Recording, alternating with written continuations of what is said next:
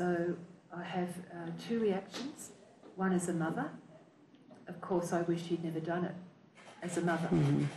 But as a citizen, having investigated what Wikileaks has done to bring transparency to the world about the abuses of power, the corruption, the kidnapping, extortion, aborting, torture, and fraud involved with big financial institutions, of course, I completely support my son. So can you talk a little bit about your son? Who is Julian Assange? He's not what a lot of the media says he is. He's a fairly simple living person. He's not at all materialistic. In fact, he has still has quite a limited wardrobe. The money that Wikileaks makes, Wikileaks is a not-for-profit organisation, and they are on modest wages, including Julian. So this was not in any way to create a financial empire, which some people are saying it is. He's actually quite a shy person. He only went in front of the media in any sort of big way when the American disclosures came out, because he needed to defend WikiLeaks. And so it's not really his way to be in front of the cameras. And if you knew him personally, you would find that he's a little different from what you'd see in front of the cameras. He's much more relaxed. He has a very good sense of humour. He would smile more and laugh more. Well, did you imagine, I mean, growing up, or even in his early adult years, that this is something that he could have done? No. He wanted to be a physicist, molecular physicist, and there's another word for it. He wanted to discover the source of the universe. That was what he wanted to do. And I guess it's a similar sort of thing. He's always been about truth in some form, whether it was scientific truth or philosophical truth. So he has an incredibly inquiring mind. Even from a little boy, his question was always why. Mm-hmm. So he's very inquiring. He's actually quite a creative person. When he was about 5, he used to pick up the harmonica and play blues harp very, very naturally, and he can also draw. He's a bit of a Renaissance person, but chosen to direct it, and he can write beautifully. So he's chosen to direct his energies into WikiLeaks, which is basically journalism combined with the internet. He's a good father.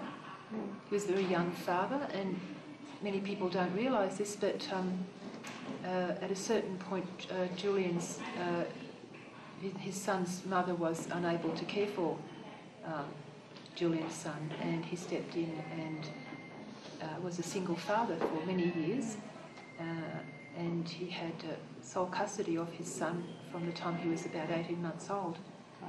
And he gave up his studies and gave up his career to stay home and look after my grandson until he went to school, and then just work part-time after that so that he could be a hands-on father. Does he just have one child? No, there are 2. He has 2 children? But I don't want to talk about, of course, because I'm trying to protect the family. On that note, do you think that your son's life is in danger? Absolutely.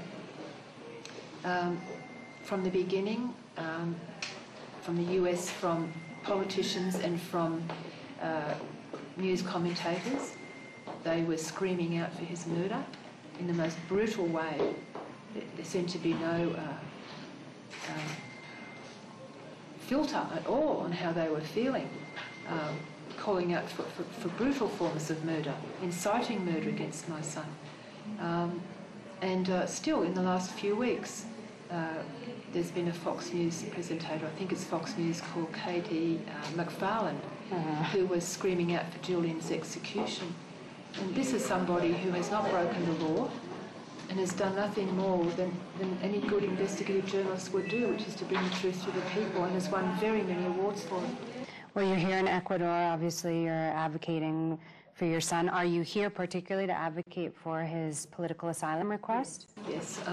The Foreign Ministry invited me so that I could speak to him about what I knew the conditions in Australia, for example, why the government has abandoned him. Could you talk a little bit about that? Yes, well, unfortunately for Australia, we have a Prime Minister who is really, can only really be described as a puppet for the US. Her approval rating is 27%. The people are not happy with her at all. And from the beginning, the Prime Minister condemned my son in the media, speaking ahead of a case which is unheard of in Australia, to speak about a case and commence judgment upon a person prior to a trial. She jeopardised his right to presumption of innocence by saying that what he did was illegal. She actually preceded the American government in those statements. And despite the fact that the Australian Federal Police, some 2 weeks later, decided that Julian had broken no laws at all in Australia, and the US Treasury had refused to blacklist Wikileaks because they could find no crime that had been committed, the Australian Prime Minister, Julia Gillard, continued to defame my son in the media.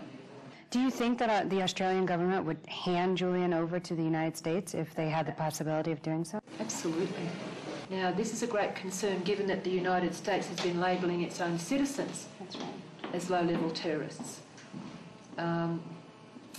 So with America being within the top 5 countries for executing their own citizens in the world, and that actually escalating since 1987, from 1 a year to 98 a year,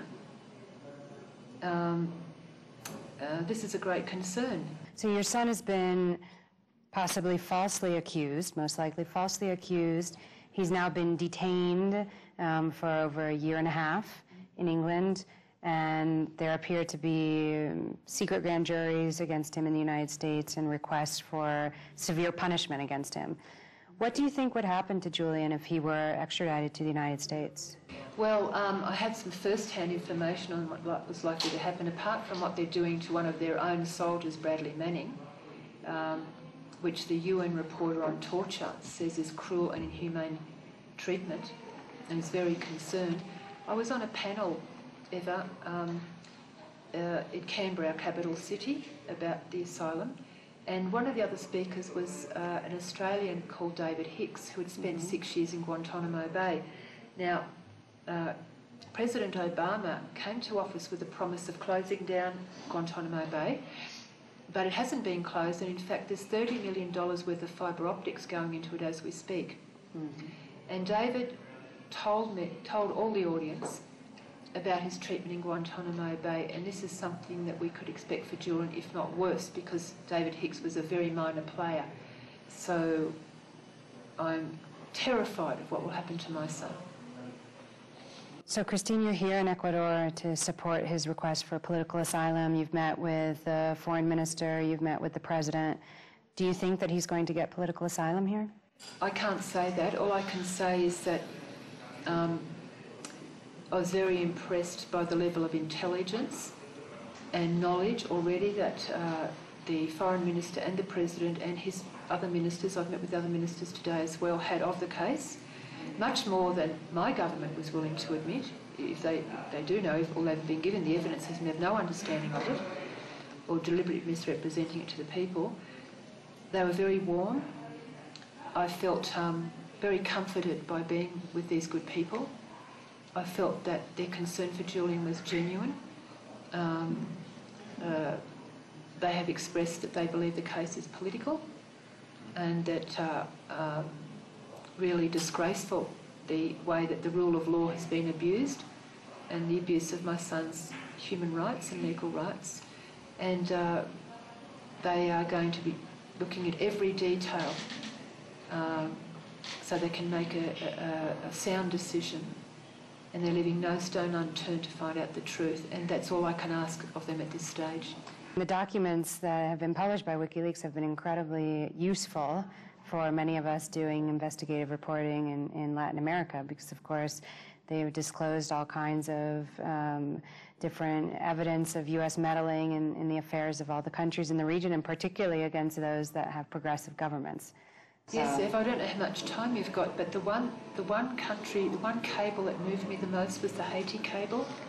Did you read the Haiti Liberté? Yeah, many of them, sure. It was clear evidence. For the US to take advantage of a country that was a poor country that was going through a horrific earthquake, and to use that and blackmail them to try and get their minimum wage attempts down or refuse them aid, and to block attempts by Venezuela to reduce the cost of oil to 60% so that Haiti could build its hospitals and schools. And then for the US Embassy to send a cable back from Haiti to the US saying the gold rush is on, to the same US contractors who were found doubling quotes and rorting after Hurricane Katrina. After I read that cable, that was it for me.